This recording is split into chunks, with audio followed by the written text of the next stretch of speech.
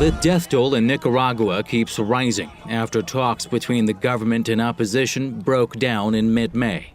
In a recent raid over the weekend, 14 people were reportedly killed.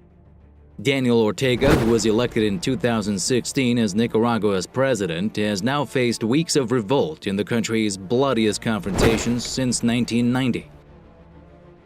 The protesters are calling for the resignation of the president and his wife, whom they accuse of setting up a dictatorship characterized by nepotism and repression.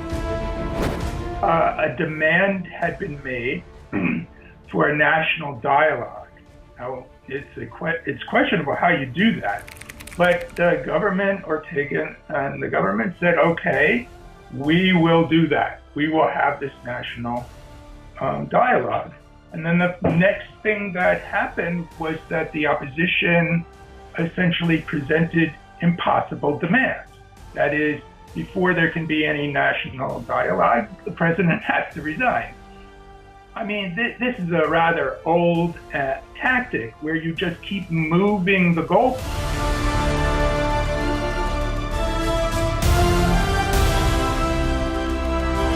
The demonstrations were triggered in April after the government announced cuts to pensions and Social Security. They quickly descended into violence as Ortega's men used strong-arm tactics to curb the situation.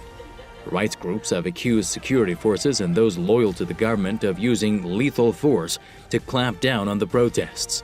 On May 29, Amnesty International released a report accusing the authorities of adopting a strategy of repression characterized by excessive use of force and extrajudicial executions. More than 200 people have been killed in Nicaragua since the unrest began 2 months ago. It's really terribly difficult to know what's going on in terms of an internal conflict within South or Central America from official sources in the United States or Europe or from the media. The reason for that is that both the United States and the media have a long history of intervening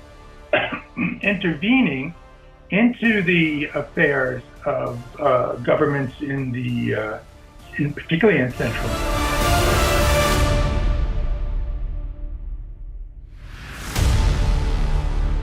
Since April, Nicaragua's Catholic bishops and priests have taken to the streets along with the protesters to put an end to what they call massacres. Long a pro-government entity, the clergy have become vocal against the Ortega government's repressive measures.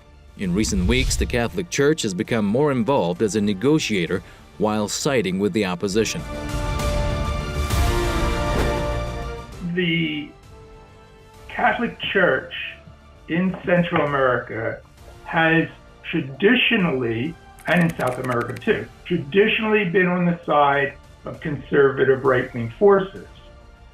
And so the notion that the Catholic Church should find repression intolerable, historically speaking anyway, is something of a bad joke. As protests continue to grip the Central American nation, the Roman Church is going to assume an active role in national politics. Over the past decades, the Church has made pacts with different groups, switching camps all along.